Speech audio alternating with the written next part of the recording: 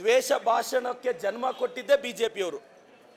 ಮಾನ್ಯ ಯತ್ನಾಳವರು ಅವರು ಭಾಷಾ ಪ್ರಯೋಗ ಅಬ್ಬಬ್ಬಬ್ಬ, ಸರಸ್ವತಿ ದೇವಿನೂ ಭಯ ಬೀಳ್ತಾರೆ.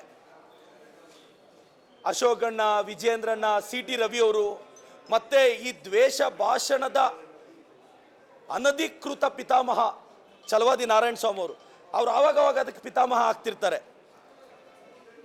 ಮತ್ತೆ ಅಲ್ಲೊಬ್ರು MLC ರವಿ ಅಣ್ಣ ಇದ್ದಾರೆ, ಅವರು 6 ಅಡಿ ಕಟ್ಔಟು, ಬಟ್ 3 ಅಡಿ ಇದ್ದಾರೆ ಅಷ್ಟೇ. ಅವರು ಈ ದ್ವೇಷ ಭಾಷಣ ಪಿತಾಮಹ. ಇವ್ರಿಗೋಸ್ಕರ ಇವ್ರು ನಿಯಂತ್ರಣ ಮಾಡೋಣ, ರಾಜ್ಯದ ಜನತೆ ದಿಕ್ಕು ತಪ್ಪಿಸ್ತಿದ್ದಾರೆ ಅಂತ ನಾವು ಬಿಲ್ ಮಾಡಿದ್ವಿ ಅಂತ BJP ಅವ್ರು ಹೇಳ್ತಾರೆ. ನಾವು ಹೇಳ್ತೀವಿ ದ್ವೇಷ ಭಾಷಣ ನಾವು ಮಾಡಿದ್ರು ತಪ್ಪೆ, ನೀವು ಮಾಡಿದ್ರು ತಪ್ಪೆ ಅಂತ ನಾವು ಬಿಲ್ ಪಾಸ್ ಮಾಡಿ ಗವರ್ನರ್ ಅವರು ಕಳಿಸಿದ್ರೆ ಗವರ್ನರ್ ಅವರು ಈಗ ರಾಷ್ಟ್ರಪತಿ ಕಳಿಸ್ತಾರೆ. ಯಾಕೋ ಸಂವಿಧಾನಕ್ಕೆ ನಮ್ಮ ರಾಜ್ಯಪಾಲರು ಅವಮಾನ ಮಾಡ್ತಿದ್ದಾರೆ. Honourable governor ji, you are insulting our constitution.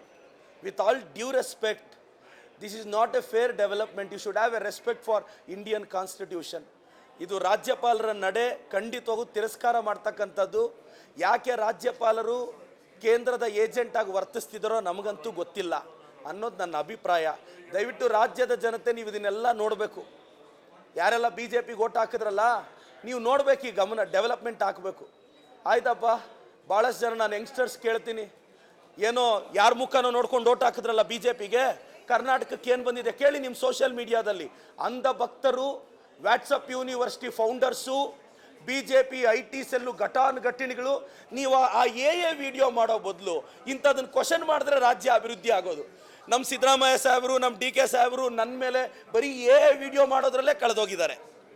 But ನಾನು BJP IT ಸೆಲ್ಗೆ ಥ್ಯಾಂಕ್ಸ್ ಹೇಳ್ತೀನಿ. ಥ್ಯಾಂಕ್ಸ್ ಅಪ್ಪ, ನನ್ನನ್ನು ಚೆನ್ನಾಗಿ ಮೇಕಪ್ ಮಾಡಿ ತೋರಿಸ್ತಿದ್ದೀರಾ. ಥ್ಯಾಂಕ್ ಯು ಗುರು, ಥ್ಯಾಂಕ್ ಯು.